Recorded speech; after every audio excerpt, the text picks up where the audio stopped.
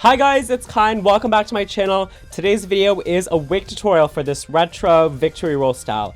You know, I've done victory rolls before on my channel, but this one is kind of like just a singular roll that kind of resembles fringe bangs. I wasn't sure what to call it. It's a lot easier actually than what I've done before, and it gives the same kind of retro vibe.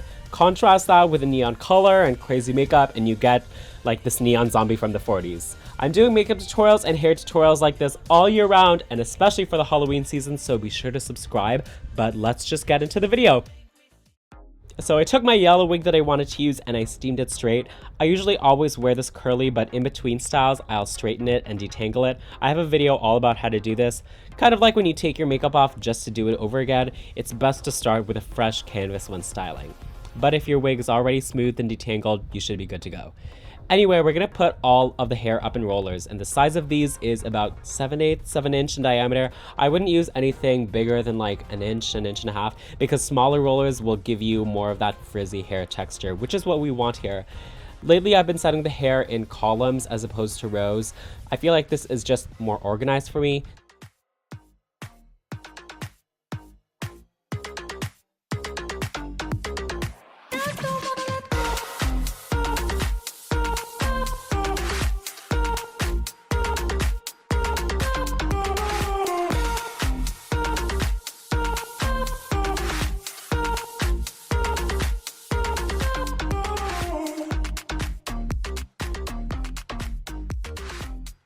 And then this is what it should look like when everything is curled away from the head. So that first row, you can see the hair is curled away from the face.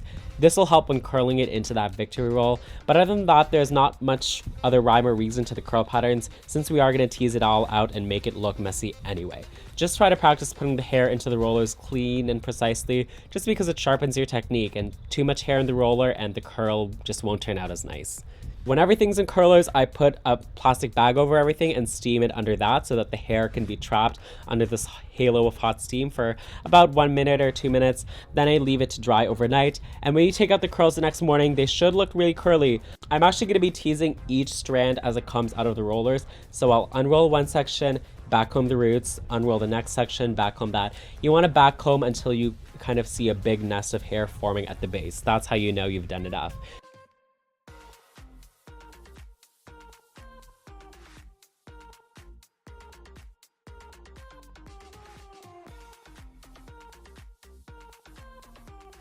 After like every 2 or 3 times, I'll run a brush through everything and smooth things out just a little bit. The advantage of doing things this way is that you really can put special attention on every strand of hair.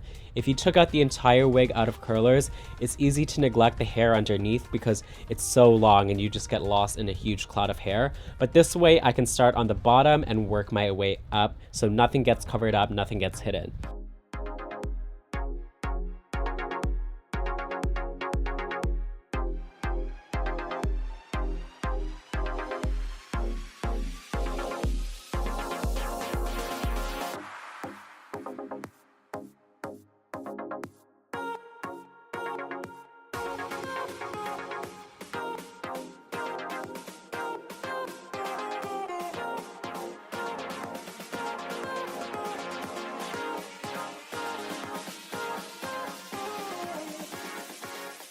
As I approach the top, you'll notice I start using some hairspray to give it more body and lift.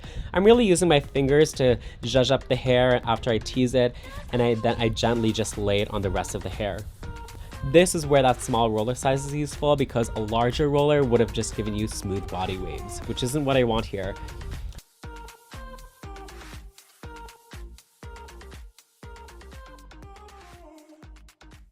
You'll notice I've left like 6 rollers in the front left untouched, 2 and 2 and 2. These 2 rows are going to make up the victory roll.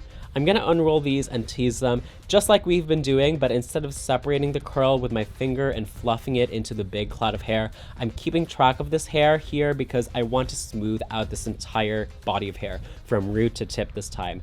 I tease it for the volume and for the structure, but not for fluffiness like I've been doing, so I want to brush it out, keeping that entire section in one hand until it looks smooth like this. Think of this as like one single organism. With my fingers, I'm gonna start rolling this down from the tips away from the head. That's why we set the rollers away from the face in the beginning. As I roll it down, I'm kind of pulling the two ends inwards more. This way the middle kind of bulges forwards if you just tighten the tension on the outer two ends. This gives you that fringe effect as if these were bangs, because the middle is going to go forward and cover a bit of the lace and forehead there.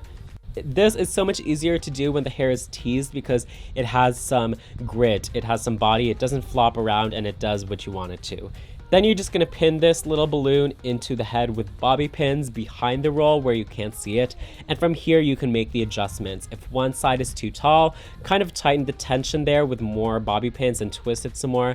Like I said, I wanted the middle to bulge forward onto my forehead so that from a higher angle it almost looks like a U shape. So I also put more bobby pins to push the middle down a little more and sealed it with hairspray once I liked how it looked. I don't like to use that much hairspray because bobby pins really are what's going to be your best friend in this situation for any kind of partial updo where the hair is pinned to the head, but hairspray is still good if you have flyaways. As for the rest of the hair, I want it to bounce and move and be fluffy, so I only use a small amount of hairspray to get some lift in there, but not enough to get it hard and crispy. That's not what I want. But that's pretty much how it's done. I really love the contrast of the tight roll with the huge afro of hair. It really pulls the look together and makes it look kind of retro. Anyway, I hope you guys liked this video and learned something cool today. If you haven't already checked out the makeup tutorial for this, be sure to go check it out. Be sure to subscribe and like and comment if you want me to keep making videos like this one, and I'll see you guys in the next one. You know, there's something that I saw